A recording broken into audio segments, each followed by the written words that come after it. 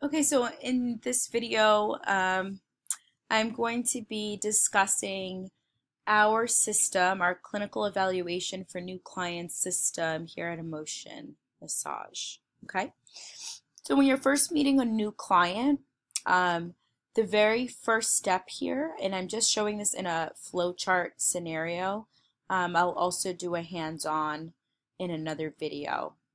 So you'll meet your new client, and one of the first questions you'll ask them is, what is going on with your body today? The reason why we ask what's going on with your body and not, hey, how are you doing, what's going on, or how are you, is because it gets right to the point and it minimizes the amount of time that you're chit-chatting about things that don't really matter as much. So if you say to the client, how are you doing today, they might tell you about their day.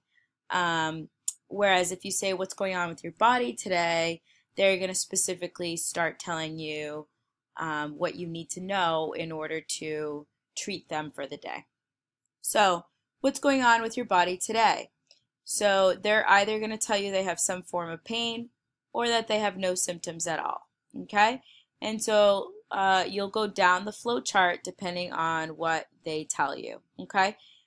Before you go down the flow chart, you should view this little yellow step here that says review the intake form and address any contraindications. Okay? So even if the person says they have no symptoms, you want to make sure you've reviewed their intake form and you've addressed any of their contraindications. So let's just go down the pain section. So let's say the client says that they have pain. What's going on with your body today? They say pain. You want to first identify what's causing the pain or problem. So you might ask a question like, can you show me the action that you do that causes the most pain? By them showing you the action, you can then test the actions and determine the muscles that are involved. So basically this entire scenario here, these first few steps, are to isolate the muscles that are actually causing the problem, okay? So we want to try to isolate the area and the specific muscles that might be causing the pain or problem.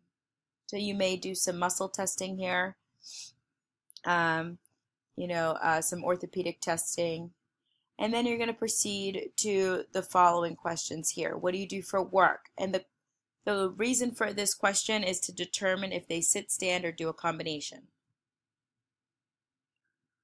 If they're sitting or standing or doing some kind of combination of sit and standing, you want to keep that in mind just in case it's something that might be contributing to the area of pain. So for example, let's say they're coming in with head, neck, and shoulder pain, and you've tested some muscles and you identify that the upper traps and the levator scap are in fact causing them some pain.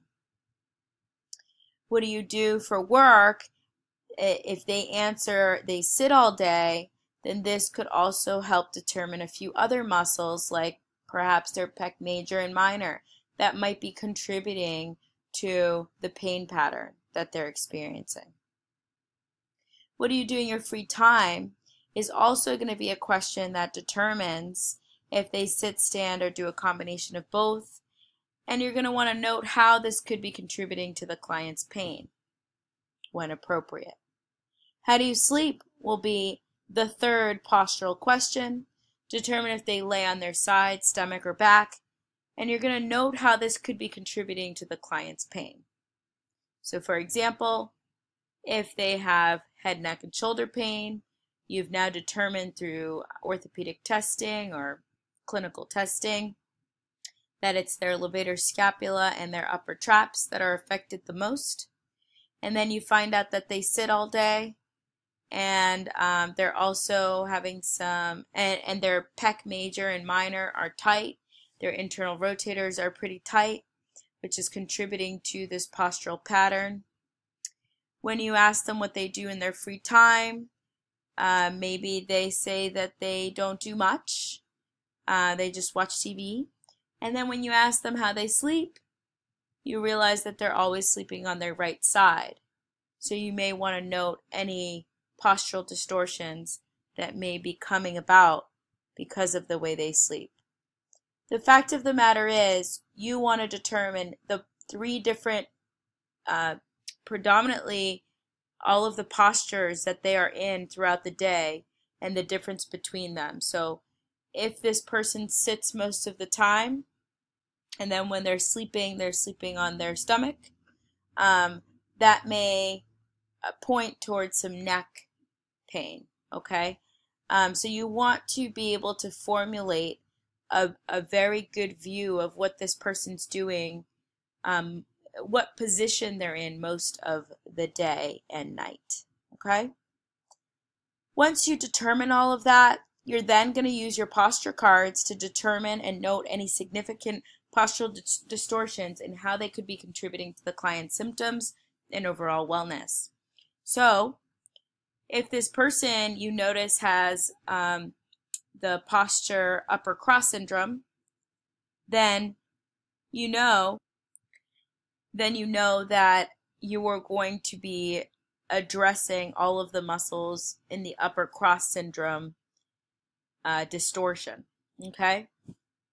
Once you've determined which posture card is best fits your client's distortions or postural distortions, and you've identified all of the muscles that are involved in their pain symptoms, you're then going to start your treatment. When you start your treatment, you'll first address any fascial tension. So, if the person is very stiff and fascially bounded, you may want to start off with some myofascial release. And in most scenarios, if they're very, very stiff, you can use some cupping methods to address the fascial tension.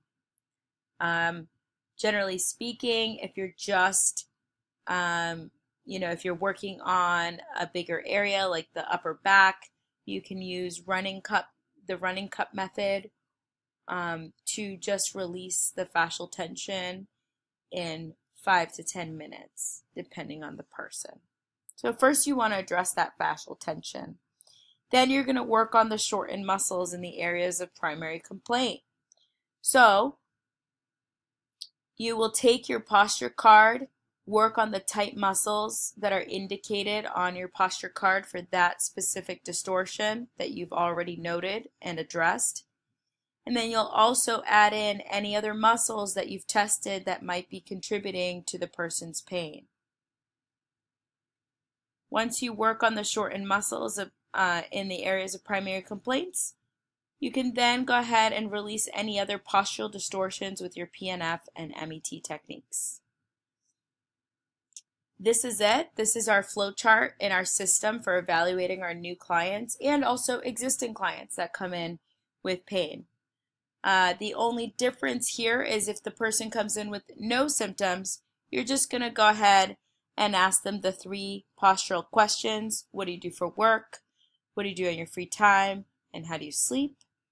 Make sure that you've evaluated their intake form and contraindications, and then determine the posture that best fits your client and start your treatment from there. Okay? In the next video on the clinical evaluation, I will do a hands-on demonstrating all of these steps. Thanks so much for watching.